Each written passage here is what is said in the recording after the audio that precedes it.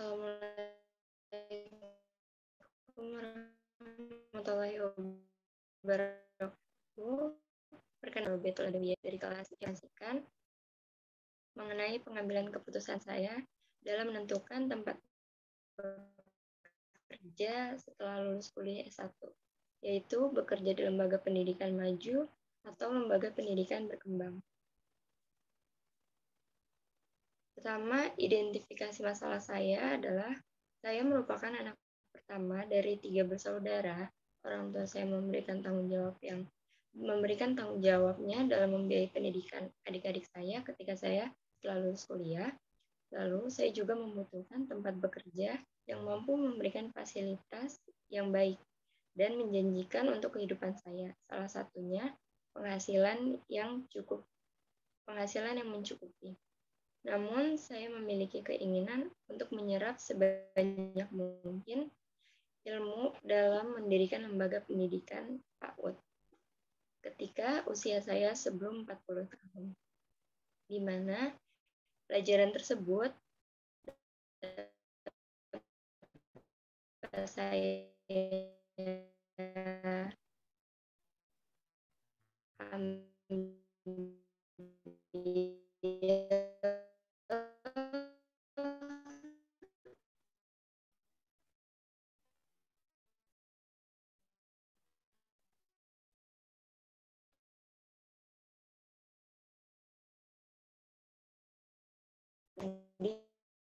di lembaga pendidikan.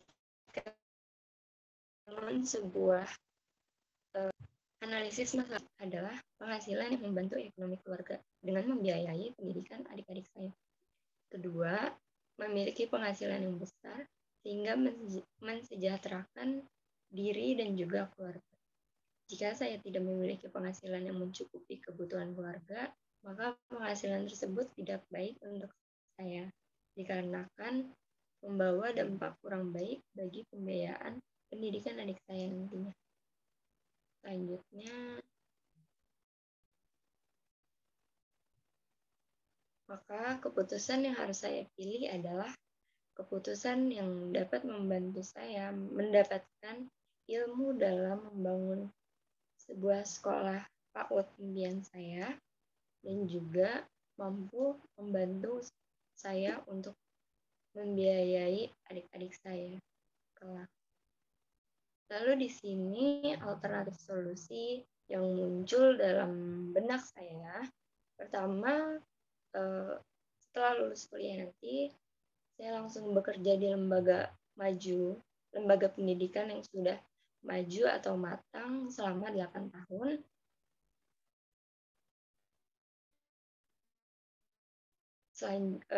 Lalu alternatif kerja juga berkembang selama 8 tahun setelah saya lulus kuliah. Dan di alternatif solusi ketiga ada 50-50, yaitu bekerja dahulu di lembaga maju selama 4 tahun. Di sini saya akan mengumpulkan uang untuk membiayai adik-adik saya. Setelahnya saya berkembang selama 4 tahun juga untuk menyerap ilmu-ilmu lapangan dalam membangun lembaga pendidikan. Lalu hasilnya yang terbaik menurut saya adalah yang 50-50. Mengapa demikian? Karena solusi ini berada di posisi tengah dan semua pihak mendapatkan porsi yang sama. Jadi tidak akan ada pihak yang tersakiti ataupun dirugikan. Selanjutnya saya akan melakukan serangkaian SWOT, yaitu strengths, weakness, opportunities, dan threats dari alternatif solusi tadi yang saya pilih. Pertama, kekuatan dari alternatif 50-50 sebelumnya, yaitu penghasilan di masa awal karir saya akan terjamin atau stabil. Dikarenakan apabila saya memilih bekerja di lembaga pendidikan yang sudah maju, tentu penghasilannya akan berada di posisi standar atau UMR. Dan tentunya saya dapat membiayai pendidikan adik saya. Lalu kelemahannya memiliki waktu yang sedikit ya untuk mempelajari bagaimana membangun lembaga pendidikan yang saya impikan. Keuntungannya, keluarga saya bahagia, saya juga bahagia, menambah porsi nominal tabungan pribadi yang dapat digunakan untuk mendirikan PAUD, impian saya juga. Lalu ancamannya, target untuk memiliki sekolah di usia 40 tahun yang tadi saya bicarakan, itu akan menjadi mundur jangka waktunya. Dan ada peluang juga saya akan terlena dari bekerja di tempat yang penghasilannya stabil. Lalu selanjutnya, finishing solusi. Tadi saya sudah memilih solusi mana yang saya gunakan. Dari 3 alternatif yang muncul, saya pilih yang 50-50. Lalu setelah dihitung, ternyata antara negatif dan positifnya masih lebih banyak positif. Tapi tidak menutup kemungkinan ada pengaruh negatifnya juga. Oleh karena itu, di sini saya melakukan finishing solusi. Jawabannya tadi pilihan saya adalah bekerja di lembaga pendidikan maju terlebih dahulu selama 4 tahun, lalu setelahnya saya bekerja di lembaga pendidikan yang masih tahap berkembang selama 4 tahun. Yang kegiatan pertama, membeli dan membaca buku mengenai pendidikan PAUD, agar ketika selama saya bekerja, saya tetap mendapatkan insight mengenai bagaimana membangun sebuah PAUD. Lalu yang kedua, saya mentargetkan diri saya untuk mengikuti komunitas pendidikan. Dengan demikian,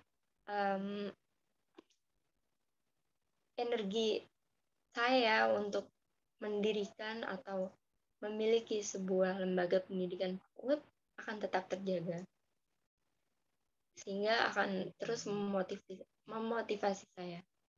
Yang ketiga, saya akan mentargetkan diri untuk memperkuat self-improvement dalam hal mengikhlaskan keadaan. Karena memang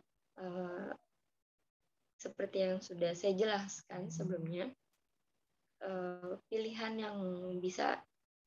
yang sangat memungkinkan untuk saya ambil yaitu tadi 50-50 agar tidak menyakiti banyak pihak, dan poin 3 ini harus saya lakukan juga untuk kebaikan diri saya. Poin keempat, terus berusaha berpikir positif dan melakukan yang terbaik. Selanjutnya,